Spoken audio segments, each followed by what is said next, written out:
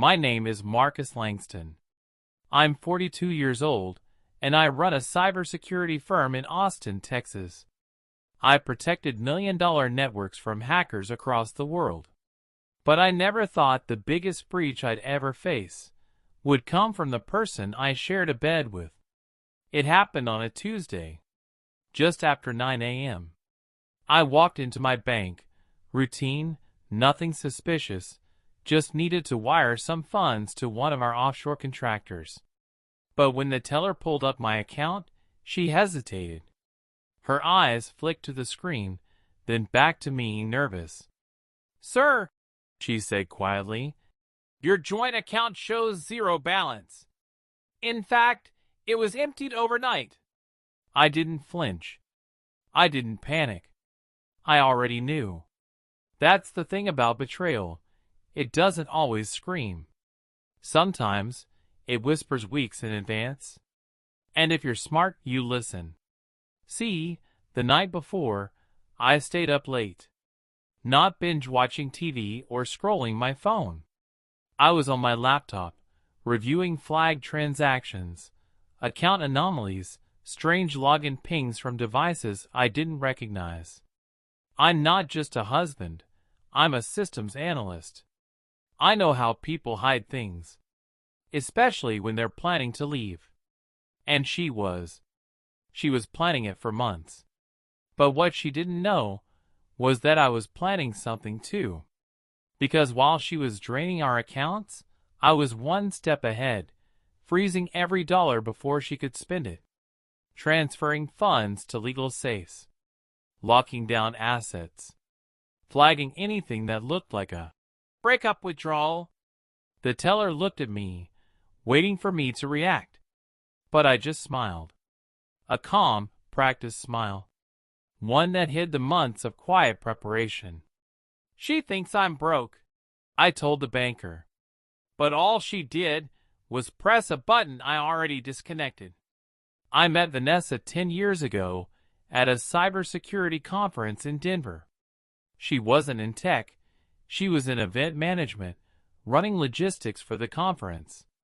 But while everyone else was focused on keynote speakers and networking panels, I couldn't stop watching her glide across the floor, headset on, clipboard in hand, running the entire show like she was born to control chaos.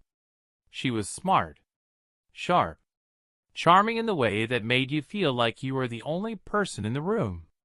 I was hooked instantly. 3 months later, we moved in together. Within a year, we were married. I still remember the vows she wrote. She said, "You protect the world from invisible threats. Let me protect your heart from the ones you can't see." At the time, I thought it was the most beautiful thing I'd ever heard.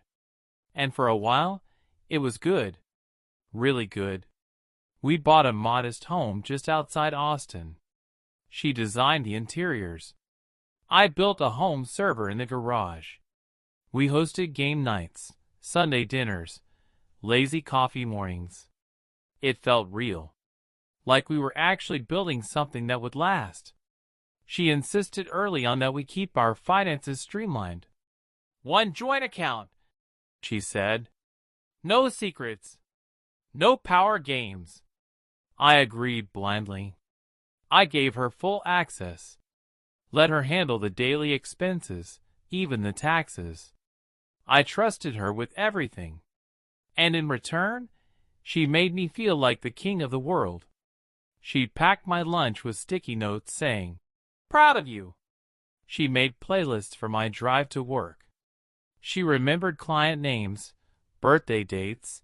She even bought gifts for my employees. She played the role perfectly. And I played the fool. Because now, when I replay those years in my head, I see things I never noticed before. The way she'd subtly steer conversations away from long-term investments. How she never wanted to merge our retirement accounts. How she once laughed when I mentioned prenups and said, "If you don't trust me, don't marry me." Back then, I called it love. Now, I call it training. She used to call me her hero. her warrior, her calm in the storm. Then, slowly, the language changed. One day it was just, babe. Then it was, hey. Eventually, it became silence. I should have noticed it sooner. But when you love someone that deeply, you don't study them, you believe them. You want to believe them. And that belief was exactly what she needed. The first real sign came on a Thursday afternoon. A Target receipt $4 $200, and we didn't even shop at Target. It started with that one receipt. A Target bill for over $1,200, shoved carelessly in her coat pocket.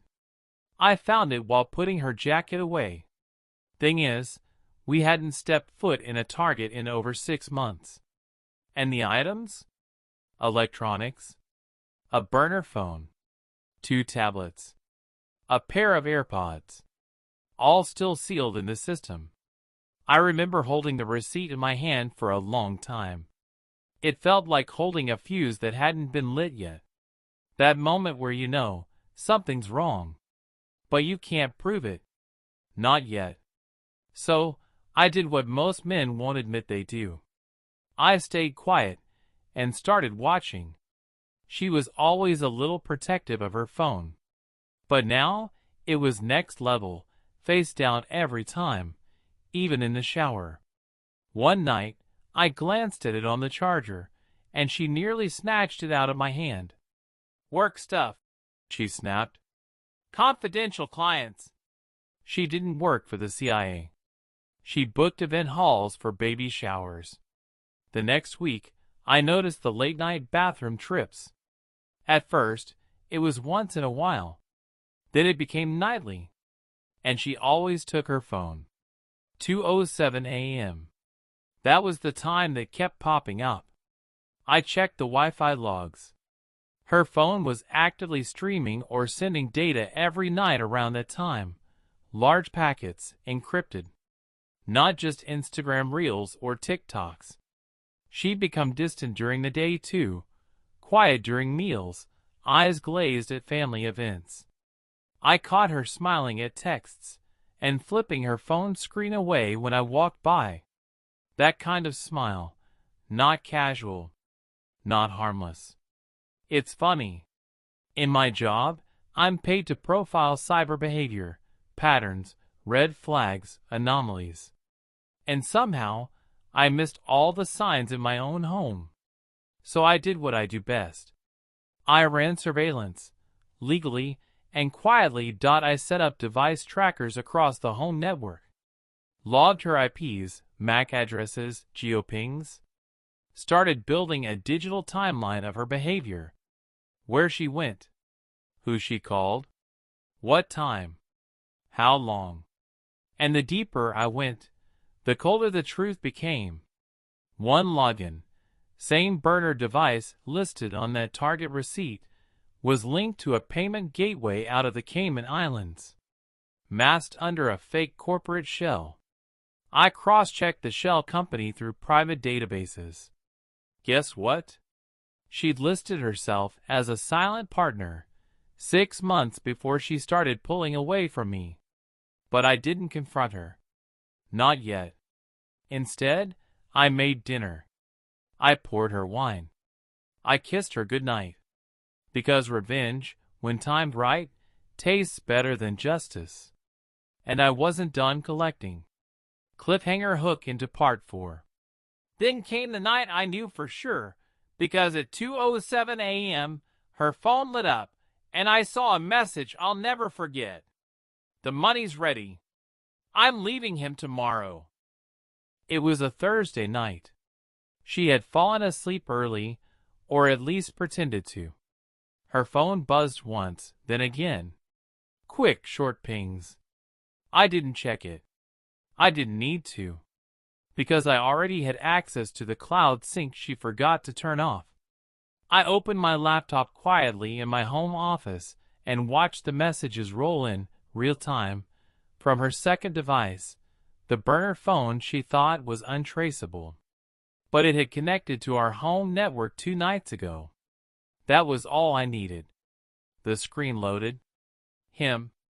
Are you sure it's done? Did he transfer everything? Her. Yes. Joint account cleared. Cayman funds are safe. I'm telling him tomorrow. I'll be gone by Sunday. Him. What if he tries to fight it? Her. He won't. He never sees it coming. He's soft. I read that last message twice. He's soft. That was the moment. Not when I found the burner phone. Not when I traced the offshore transfer. Not even when she emptied the accounts. No, it was that one line. He's soft. That's what she thought of me. That's what she told him. That I was too weak to fight. Too trusting. Too stupid to notice. I sat in that chair for another hour. Not moving. Not speaking. Not even blinking, I think. Just breathing through a pressure in my chest that felt like it might split me open. And for the first time in my life, I didn't feel angry. Or betrayed. Or even heartbroken. I felt focused. I'd spent my entire career building defenses. Protecting people. Securing systems. Thinking 5 steps ahead of every threat. And now, I was the threat. I didn't sleep that night. I didn't speak to her the next morning. I kissed her on the forehead like nothing had changed. She smiled like she'd already won. But something inside me had shifted. I wasn't soft. I was silent. And silence, when used right, is the most dangerous weapon there is. That morning, I opened a fresh notebook, labeled it Operation Cassandra, and started building a plan to take back every single dollar she thought she stole. Operation Cassandra. That's what I wrote at the top of the page. Not because she was named Cassandra, but because, in mythology, Cassandra was the woman no one believed, until it was too late. And in this story, that woman was me, watching the collapse no one else saw coming. But this time, they would believe me. Everyone would. Step 1. Lock down the finances. Not just the joint account. That was already frozen. I had contingency vaults. Emergency business reserves. Tax shelters. Retirement holdings. Scattered across 3 different brokerages. She didn't know about those. I moved every dollar into protected legal trusts, flagged under emergency fraud review. Once it's under federal review, even I couldn't touch it until cleared, and that's exactly what I wanted. To make the money invisible. Step 2. Build the digital case. I compiled every suspicious transaction, screenshots, timestamps, receipts. I cataloged conversations from the burner phone. I even traced the IP logs of the guy she was texting. His name was Jake, a freelance fitness coach who lived 2 states over. Married. 2 kids. Real catch. I used forensic software to undelete logs from her devices. Found email trails where she'd inquired about apartments under a fake name, Melissa Torres. Found out she'd already signed a lease starting Monday. She was planning to vanish. But I was already standing where she planned to run. Step 3. Call my lawyer. Not a divorce lawyer, yet. A financial litigator. One I'd worked with during a high-profile crypto breach the year before. I trusted him. I paid him upfront. Told him to be ready with asset protection strategies, emergency court injunctions, and digital IP evidence admissible in state and federal court. He listened to everything in silence. Then said, "Marcus, I've seen corporate theft, insider sabotage. But this is the most cold-blooded domestic heist I've ever seen. We'll bury her." I didn't smile. I wasn't doing this for revenge. Not yet. I was doing it to survive her.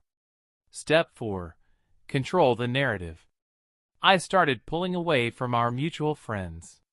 Quietly. No drama. No posts. No warnings. I planted seeds, subtle comments, intentional questions. Let the social grapevine do its thing. By the time she left, they'd already start wondering if something was off about her. And finally, step 5, act normal. That weekend, we had brunch with her cousin. I cooked pancakes. She kissed me in front of them. She laughed like the world was hers. She had no idea I'd already downloaded her lease agreement, filed the court paperwork, and had a cease and desist order ready to freeze any asset touched by Melissa Torres. She thought I was asleep. She thought I was broken. But I wasn't. I was waiting. She walked out on a Sunday afternoon with a smile on her face and walked straight into a legal ambush I'd been designing for 3 weeks. She left on a Sunday. Blue jeans. Tan leather bag. Sunglasses hiding whatever emotion she thought she had.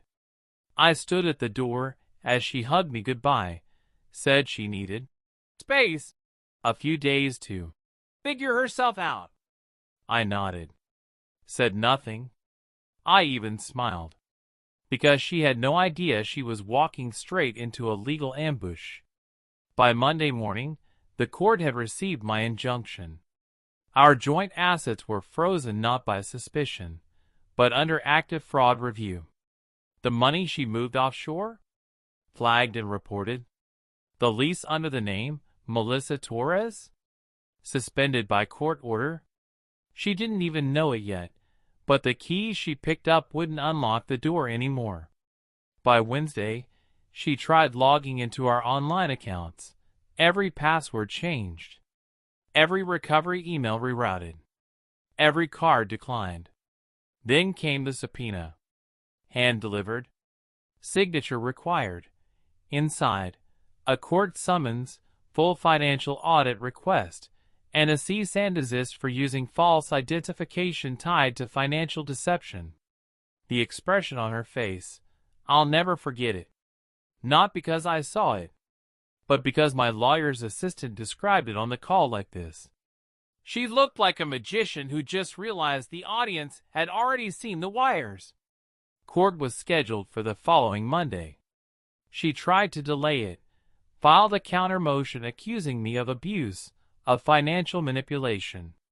She even claimed I hacked her devices.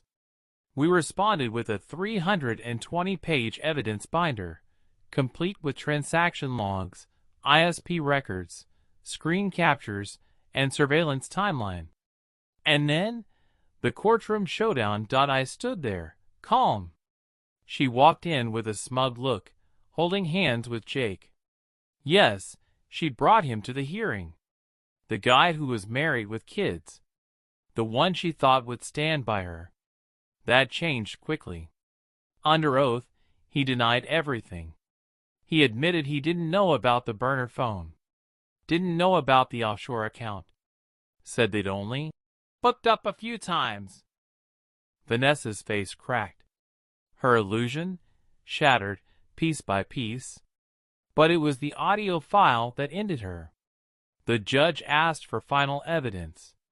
My lawyer handed over a voice note from her burner phone, auto-synced to the cloud. I played it myself. Loud. Clear. In front of the judge. The courtroom went silent. Her voice. He's too stupid to ever find out.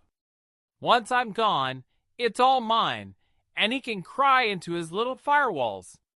I deserve this money more than he ever did.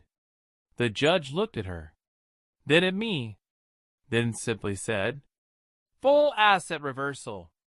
Defendant is barred from accessing shared funds. Counterclaim dismissed. Any further attempt to access the plaintiff's accounts will result in federal charges. I didn't say a word. Didn't gloat. Didn't smile. Because real revenge doesn't require noise. It just requires precision. She walked out of that courtroom alone. No money. No man. No plan. And I walked out free, not just legally, but emotionally. It's been 13 months since that courtroom day.